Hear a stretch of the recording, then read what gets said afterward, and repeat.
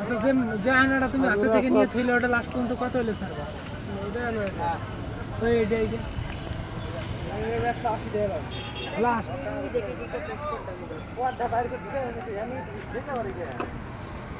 নেবেন না?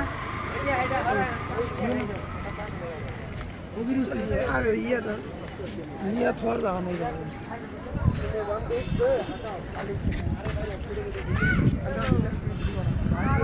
তাহলে ইয়ে না মামারা দেখি খারাই দেখাই দিতে হলো ভাই মাল